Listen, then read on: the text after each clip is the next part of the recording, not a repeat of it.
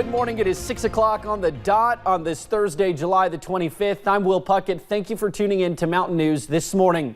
Well, we have said it a couple times. Kelly and I are in somewhat disbelief that it is the 25th of July, only 6 days remaining in the month, and it's 60, maybe less than that this morning, and it's just gorgeous. Kelly, some people might have slept with their windows open overnight. Oh yeah, I don't blame anyone for doing that. Perfect night to do so. And waking up this morning, you might even grab the light jacket as you head out the door. I know it's late July, I promise you it is, but these temperatures feeling a little bit more like fall. You can see here mid 50s to upper 50s for most of us, a few 60s popping up here and there, but overall we are off to a pretty cool start this morning. And because we have those clear skies, a little bit of fog is able to settle in, especially into the Cumberland Valley region. So definitely be careful out on the roadways. Use those low beams as you drive. And for the travel forecast, we're giving you a yellow card because that fog could definitely be thick at times, but it should be out of here by about 9 a.m. And then for this afternoon, just once again, plenty of sunshine to worry about. So be sure to wear the sunglasses while you're driving. And Will, I'll have that full forecast in just a little bit. All righty, Kelly, we'll be back with you. Well, a recent study from the Washington Post shows pharmacies in Johnson County received nearly 25 million pain pills between 2006 and 2012. After government crackdowns on many clinics in our region, police say many addicts are changing the way they get high. WYMT's Marianne Fletcher went to the Johnson County Sheriff's Department to learn how this has affected their jobs. More than 24 million pain pills. Really, that sounds about right. 10 million alone from one Paintsville pharmacy between 2006 and 2016. Everything in this area all goes hand in hand. The opioid crisis during this time brought overdoses, hepatitis A and B, plus a more dangerous job for law enforcement. Years ago when I first started, none of that was around. You didn't see any needles unless it was somebody that actually was diabetic or something. Studies show ValueMed Incorporated led the state between those years by receiving 10,449,480 prescription pain pills. Johnson County Sheriff's Department Deputy Tim Clark says now many addicts are moving away from the opioids. You had your opioid crisis. Then law enforcement started working on the, as we call them, the pain clinics, the pill mills. But Deputy Clark says he does not blame the local pharmacies for the crisis. If they want their high, they're going to do whatever they have to do to get their high. After the crackdown, addicts are turning to homemade drugs. So there's a reduction. It kind of made it a little bit tougher to get some of those pills that our addicts was wanting. So therefore, that made an increase in the methamphetamine use. Now, deputies are constantly working to combat the drug epidemic. Whether it be undercover buys or education in the schools. Trying to stay ahead of the next crisis. In Johnson County, Marianne Fletcher, WYMT Mountain News. Now, we did reach out to ValueMed Incorporated, but they declined to comment. A grand jury indicted the 4 teenagers for allegedly filming the rape of a 22-year-old woman in Whitley County. That woman told Williamsburg police that these 4 raped her while she was intoxicated back in May. 18-year-olds Ronald Lees, Ryan Davis, Michael Davis, and 19-year-old Benjamin Brock are all facing charges of first-degree rape and video voyeurism. Well, a Kentucky man accused of killing 2 people at a Kroger store was declared competent to stand trial. Gregory Bush, who is white, is accused of killing 2 black people at a Kroger in Jeffersontown last year in what has been deemed a hate crime. Bush was found not competent to stand trial in May. He was ordered to undergo 60 days of forced medication at the state's correctional psychiatric facility. Well, a crash in southern Kentucky has resulted in the death of a teenager. A 16-year-old girl was the passenger in a pickup truck and died at a Somerset hospital. Police suspect alcohol was a likely factor. WYMT's Phil Pendleton has more from Wayne County. The crash happened around 10:25 last night. We're told that they were heading south of Monticello here on Kentucky 167. The Dodge pickup truck was driven by an 18-year-old man, his passenger a 16-year-old girl who passed away from her injuries at the Somerset Hospital. Evidence of a violent crash is seen along the side of Kentucky 167 near Monticello. Police say 2 teenagers were in a truck that ran off the road and crashed into several trees alongside the right side of the roadway. Brennan Criswell was injured and airlifted to UK Hospital.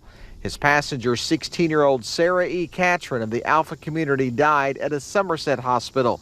She was a student in the Wayne County school system where grief counselors were being made available for students on Wednesday.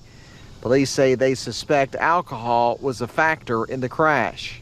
18-year-old Brennan Criswell was airlifted to the University of Kentucky Medical Center. We are told that he has been discharged.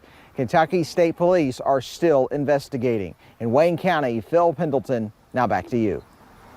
Now, police say no charges have been filed. They say they are waiting on blood test results.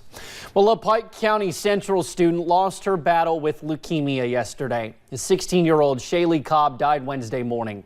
We have told you about her battle with cancer before. She had been searching for a bone marrow donor. Many in the county have rallied around Cobb through the years. Funeral arrangements have not been announced. We will bring those to you once we know them. Well, the 2019 Harlan County Safety Days mine competition is well underway. 13 groups of miners took to the field yesterday from 4 different states. Miners from Illinois, West Virginia, Virginia, and Kentucky. Officials at the competition say the competition means more to the miners than simply a title or trophy.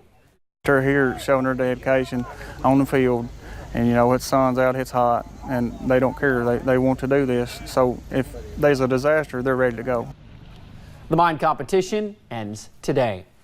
Well, miners call for a tax hike on coal. As Washington correspondent Kyle Madura explains, they say it is an essential step to protect their physical and financial health. Deep-throated pleas from coal country echo through the nation's capital. I pray that they are listening because they've all we've got. Black lung disease, which stems from decades of exposure to coal dust, claimed Patty Umberge's husband of 45 years in 2007. The incurable disease touches every one of these more than 100 retired mine workers and their families. They want Congress to raise the tax on coal production that helps cover the cost of care and disability back to where it was last year. It's important to every miner that is walking through these halls. Umberge ran into West Virginia Senator Joe Manchin, thanking him for writing a bill to do just that. Bless you. Thank you. And having their backs. Congress is the one that broke it, and the Congress has got to fix it. Umberge and her peers also met with the country's most powerful senator, Kentucky's Mitch McConnell.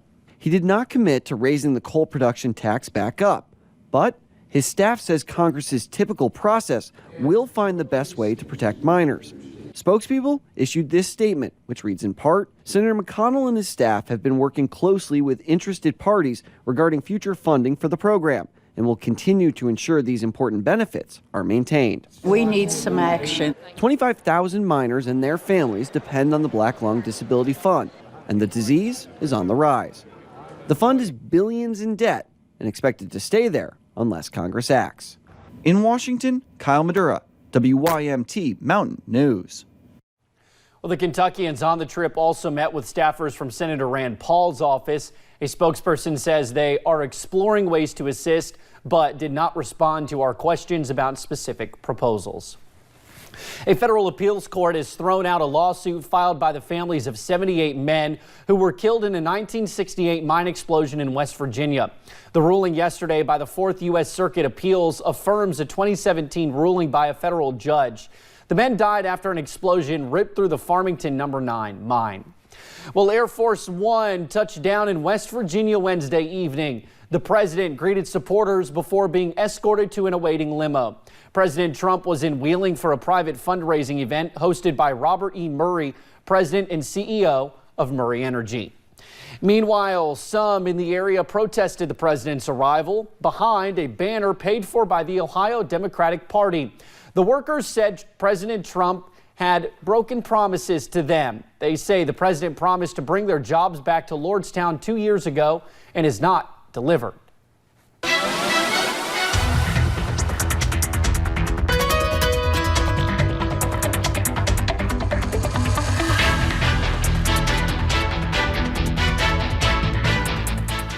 We're seeing another pretty cool morning out there across the mountains. Temperatures in the 50s, a few 60s popping up, but you're going to want that light jacket as you head out the door.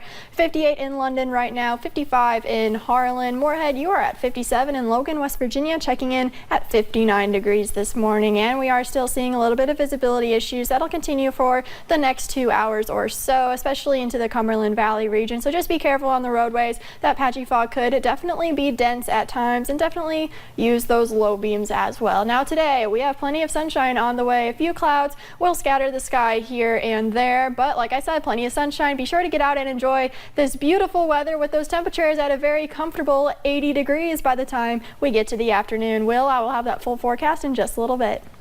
All righty, Kelly, we'll bounce back to you. Thank you. Well, thank you for joining us on Mountain News this morning. More news is on the way. Straight ahead, parents, listen up. Have you checked your child's car seat lately and see if it's installed properly? We will tell you what to check for. Plus, a baseball league in Knott County is giving a certain group of kids a chance at playing a sport most would not have the opportunity to do.